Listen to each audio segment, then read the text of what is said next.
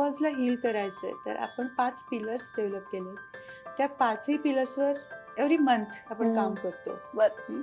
सगळ्यात पहिलं महत्वाचं आहे डिटॉक्स. तुमचं शरीर आधी शुद्ध होणं, शरीर आणि मन दोन्ही शुद्ध होणं गरजेचं आहे. सेकंड आहे डाएट. डाएट तर खूपच महत्वाचं आहे. 80% रोल हा डाएटचा येतो. सो तुमच्या प्रकृतीनुसार, तुमच्या रुटीननुसार, तुमच्या ठिकाणी ज्या गोष्टी अवेलेबल आहेत त्यानुसार तुमचा डाएट कसा असला पाहिजे. थर्ड आहे एक्सरसाइज. 20% आपल्याला वर्कआउट किंवा एक्सरसाइज वरती भर द्यायचा आहे. कारण कुठल्याही डिसीज मध्ये तुम्हाला रिव्हर्सल व्हायचं असेल, रिकव्हरी मिळवायची असेल आणि कायम फिट राहायचं असेल तर एक्सरसाइज अतिशय महत्वाचा आहे. सो मेडिटेशन हा एक आपला चौथा पिलर आहे. आणि 5वा म्हणजे सगळ्यात महत्वाचा पर्सनल कन्सल्टेशन.